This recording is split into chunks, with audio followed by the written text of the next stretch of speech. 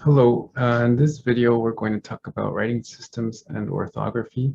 This is the first of two parts of this topic, and in this first video we will talk about some foundational concepts about writing systems and orthography, and we will also look at some examples of written representation of languages in Sonora and Arizona. And in the second part, which will be in a different video, we will talk about different ways in which the language of Tiguima has been represented in written form across different works and across the years.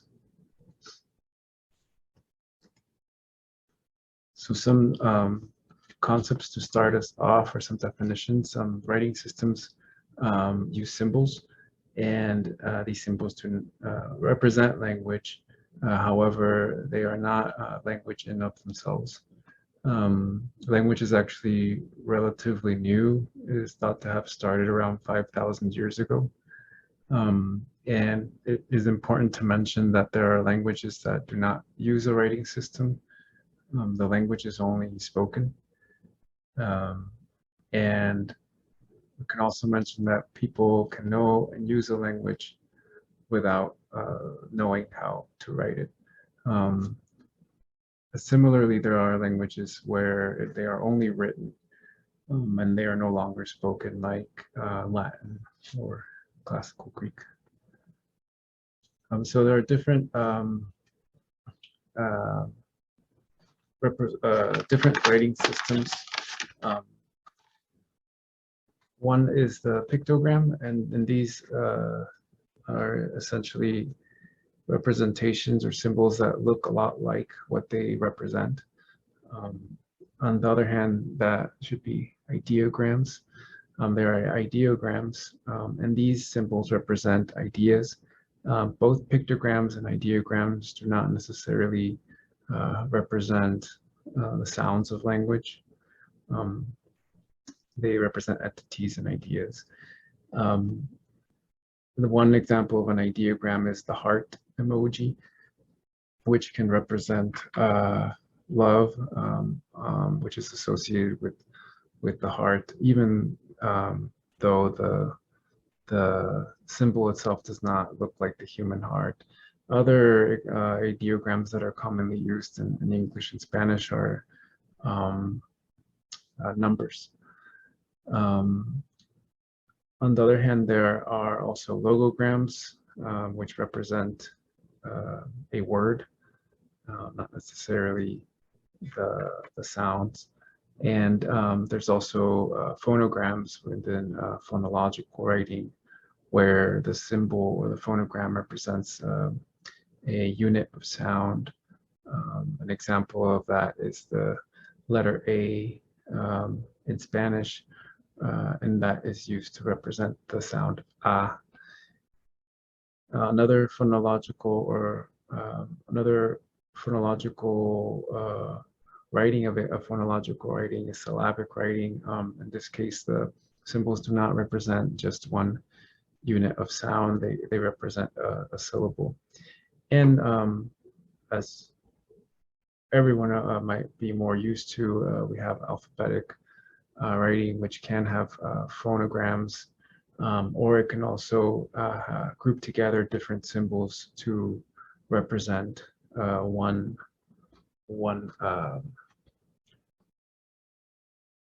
sound. And I can write an example here.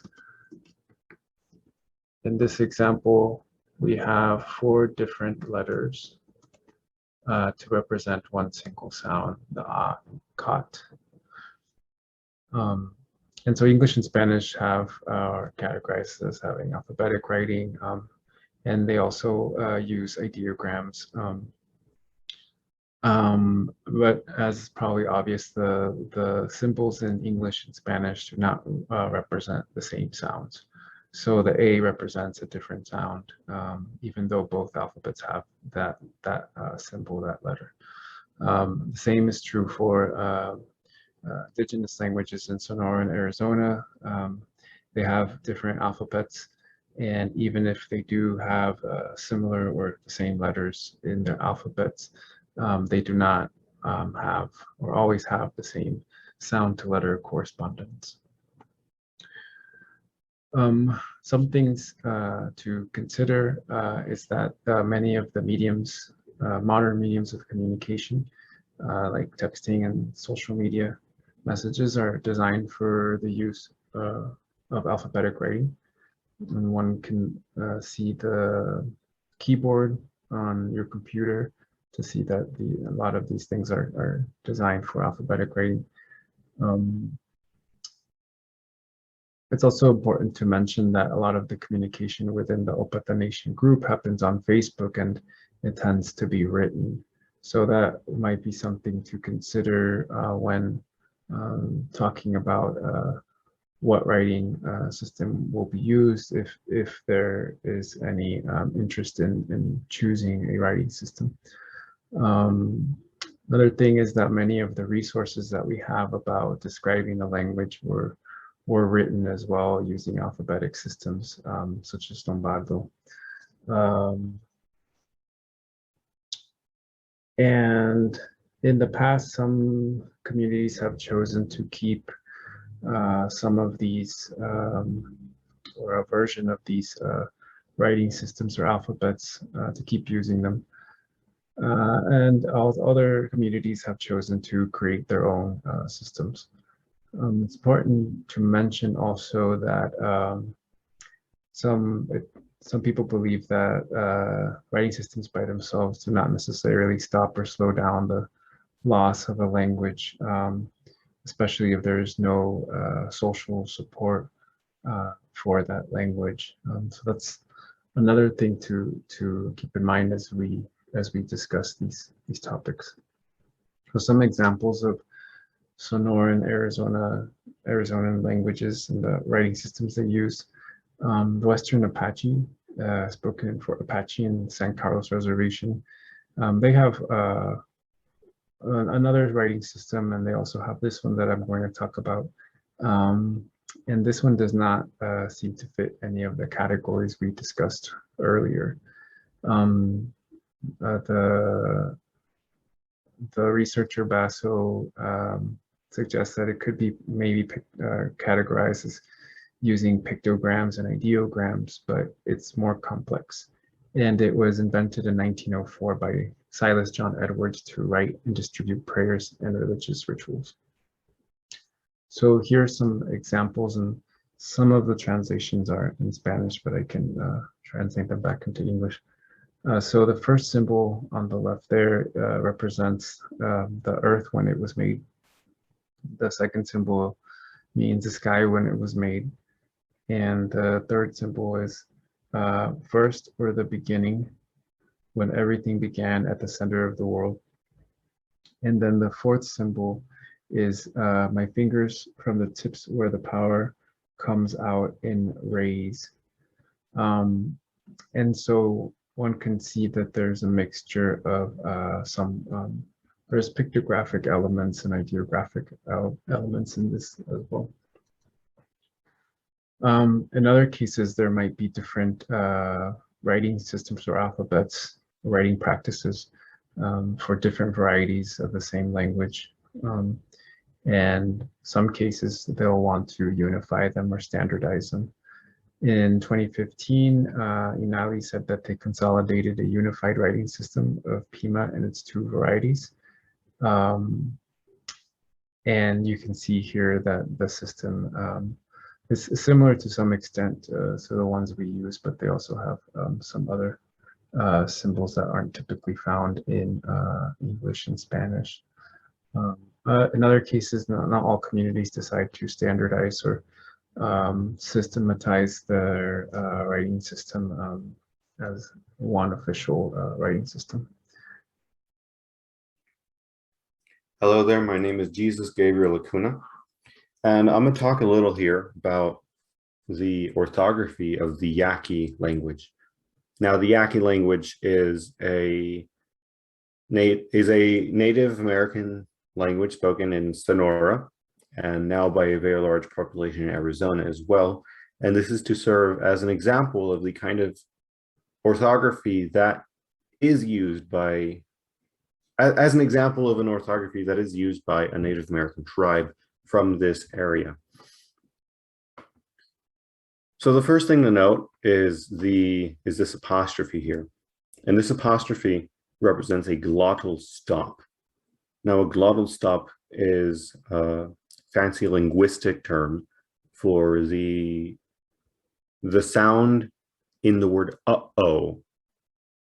It is that clicking, popping sound that is made in the throat, hence glottal, right? We make this sound all the time in English, but we never hear it because we're never paying attention to it. It has no linguistic value in the English language whatsoever. But it does have a phonetic value in Yaqui. So we must represent it. The other thing to note is that this alphabet, as you can see, has two rows. Well, there's two rows of letters, but then there's two rows in each of those. And the side on the left is the orthography of the Yaqui language according to the Pascua Yaqui tribe in Tucson, that is to say, the officially recognized tribe in Arizona. This is the official orthography that they have adopted. And the other set of characters there is taken from the International Phonetic Alphabet, which is a tool that we linguists use in order to fully represent and capture exactly what we mean with any given sound, right? So it's a standardized international set of characters. Important things to note here is that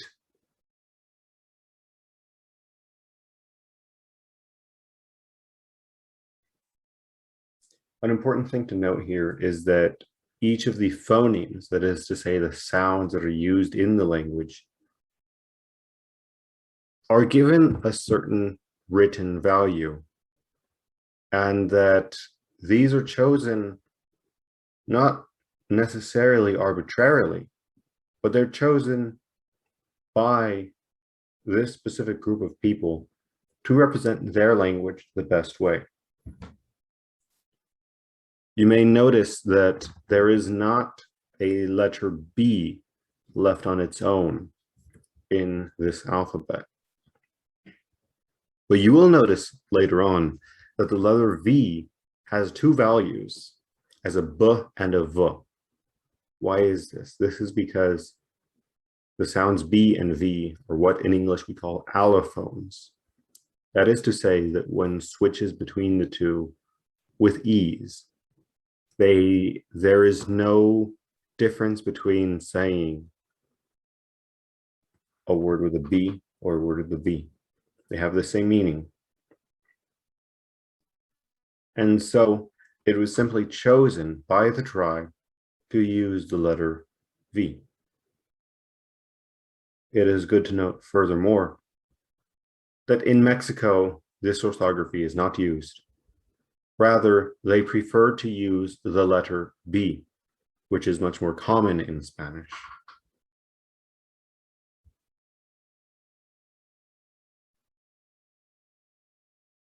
Another letter of note is the letter H. Now, the letter H in Yaqui makes the exact same sound as it does in English. However, again, in Mexico, there is a different way to represent this sound, which is with the letter J. For in Spanish, the letter H has no phonetic value. So the letter H is silent, changes nothing unless it's behind a C in a CH. And so the people who lived down there, surrounded by Spanish speakers, chose to use the letter J as it is used in Spanish for the sound H in Yaqui. So you have H's being used in the United States and J's being used in Mexico. But there's no reason that we can call one better than the other. They were simply chosen by their speech communities to use different characters, even though it's the same language, it's the same dialect, and they're the same people, essentially. There's no, the only reason that one was chosen over the other was because one population is more used to using a certain letter a certain way. Another character to note is the letter W. Now, many English speakers are aware that the Spanish language does not make use of the letter W, although it is known. The sound W, or rather its closest approximant, is spelled with a G and a U, for example, in the word Guadalupe. Now, the Pascua Yaqui tribe chose to represent this sound with a W, for it is the way that this sound is written in the United States, in English, and it very perfectly matches up to the Yaqui phoneme. However, because the W is not used in Mexico, it is not used in Spanish, this is not the letter that was used in Yaqui. And so if you go down to Mexico, you won't see the letter W in the signs and whatnot that you will find in the Yaqui River. They'll use a G and a U, just like in Spanish. Although it is not pronounced as in Spanish it's pronounced R, W. In Yaqui, it is pronounced W. It's a true W sound. But because the letter W is more foreign, they chose to write with the G and U of Spanish.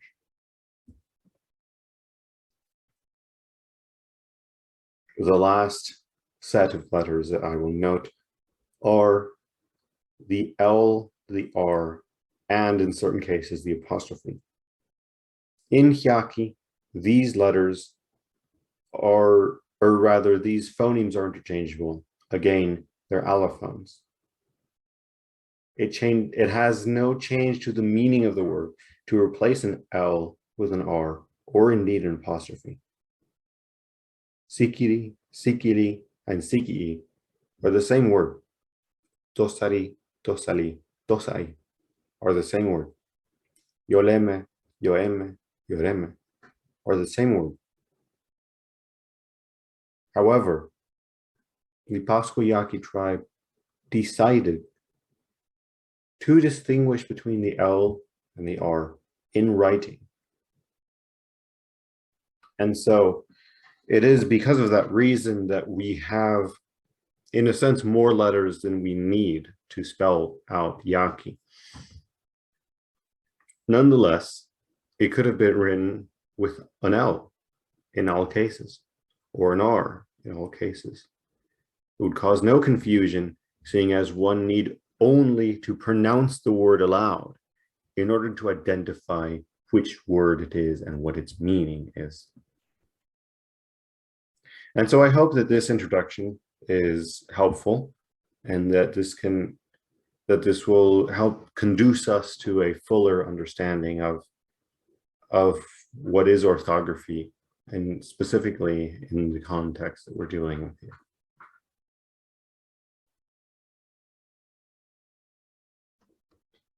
Okay, the last example we're going to see is the alphabet for Ottum in Arizona. So Ottum is written in an alphabet called Alvarez-Hale alphabet, which was invented in the 1960s. And this alphabet was recognized as the official Ottum Alphabet in 1974. There were other alphabets that were used to describe the language, document the language before that. But now this is considered the official one, and the example here of the pronunciation is taken from the book of linguist Ofelia Cepeda, who also uses the Alvarez-Hale alphabet. And so in this alphabet, the letter A is pronounced like A in padre. The B is pronounced like B in bus. The C is pronounced like ch in change. And the D is pronounced like the in this. And the E is pronounced like in mug. And so one can see that there are similar letters like the ones used in English and Spanish alphabets, but there are different sounds they represent. And so this will conclude the presentation for this general overview of writing systems and orthography and its examples in the region. In the next video, we're going to cover the different ways in which Teguima has been, or the different alphabets that have been used to represent Teguima in written form.